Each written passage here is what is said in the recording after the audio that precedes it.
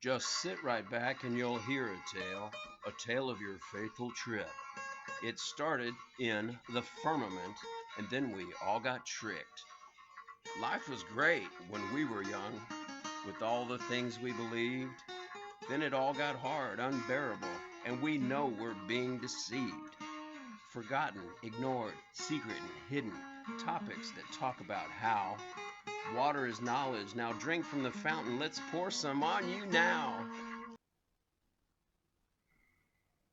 Hello, everybody. Welcome to Plain Mundane Show. And today we're going to talk about Russia and China and the summit which the media ignored.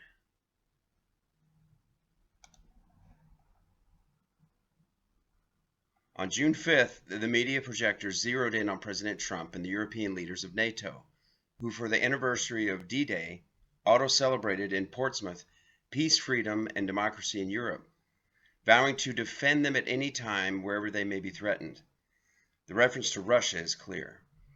The major medias have either ignored or somewhat sarcastically relegated to the second zone, the meeting that took place on the same day in Moscow between the presidents of Russia and China, the second day.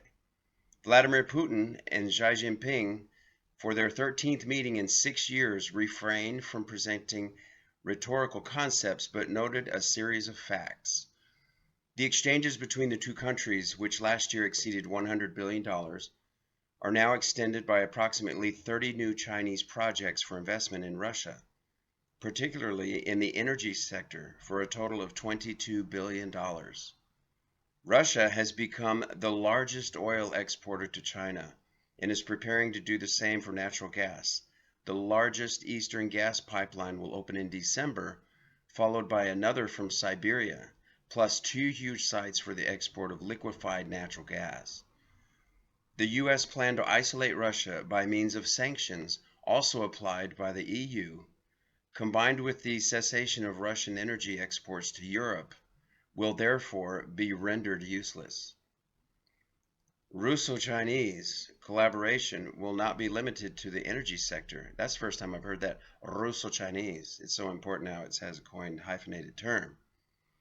Joint projects have been launched in the aerospace and other high technology sectors. The communication routes between the two countries, railway, road, river, and maritime, are being heavily developed. Cultural exchanges and tourist flows are also expanding rapidly. This is wide-scale cooperation, whose strategic vision is indicated by 2 decisions announced at the end of the meeting.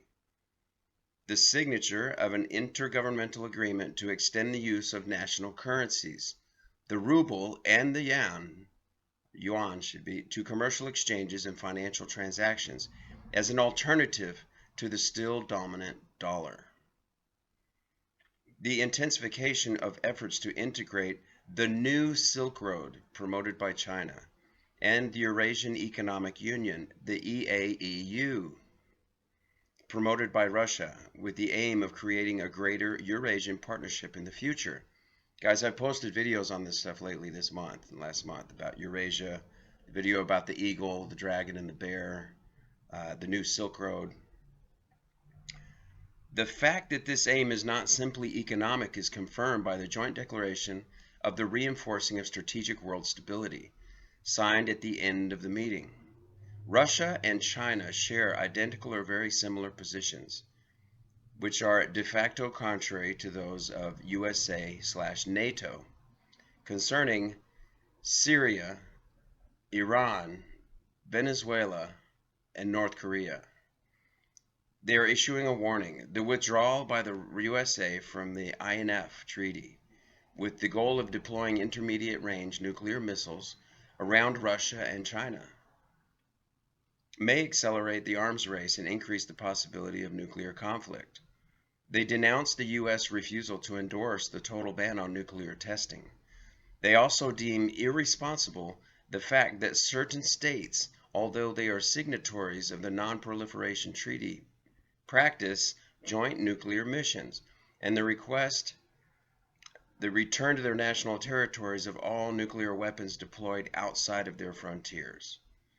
This request directly concerns Italy and other European countries, where, in violation of the Non-Proliferation Treaty, The United States has biased nuclear weapons, which may be used by the host countries under U.S. command B-61 nuclear bombs, which will be replaced from 2020 by the even more dangerous B-61-12s. An improved nuclear bomb? I don't know. The major medias have said nothing about this, but we're busy on the 5th of June describing the splendid costumes worn by First Lady Melania Trump for the D-Day ceremonies. I saw that because I get the White House 1600 Daily Report. But when I try to read that to you guys, I get strikes I have to appeal. All right, there's Putin and Xi Jinping after their meeting on the second day, the summit which the media ignored. What do you think, folks? I think this collaboration between Russia and China, it's getting deeper, it's getting more important, and it's starting to be evident that the U.S., for example, I think we are less than 10% of imports and trade to China. No, their exports. We are about 8% of their exports, even though they are a major, significant portion of our imports. For China, we're not the biggest. We may be the biggest or one of the biggest, but we're not the only kid on to play ball with. The other thing is with the petrol dollars. Russia is not buying petrol or any products like from Saudi Arabia. They don't have to use the dollar anymore.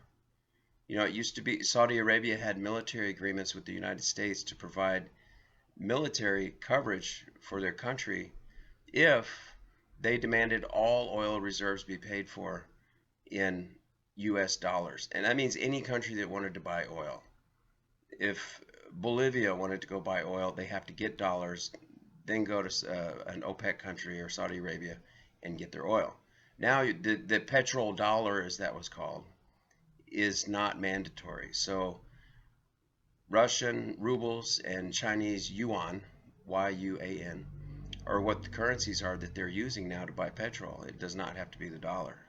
Not only that, but now you have these trade pacts where the new Silk Road, where the Eurasian Union is focusing on trade with Europe, and Russia is focusing on even trade with Europe and Eurasia through the new Silk Road, what they're calling. It's the connection out to the Eastern, what we called before the Eastern Bloc, old ex-Soviet Union countries, and also the Chinese Eurasian market economies. So really the U.S. is losing on a lot of places, on a lot of points. It's losing in manufacturing prowess. It's losing in the dollar's control over being the petrol dollar in the world. We're losing over being the financial nation with all of the debt that we have. Most of it, I believe, owed to China. And we're losing now that the Russians and the Eurasians and the Europeans are all starting to trade with each other and even directly into South America and even with Venezuela now. So all of these countries are forming economic unions and they're trading and using their own currencies, and they're not dependent on the dollar anymore. It used to be 30 years ago that other currencies in the world went up and down and were very volatile, and the dollar was the one that you had to use as the standard, as your reserve currency.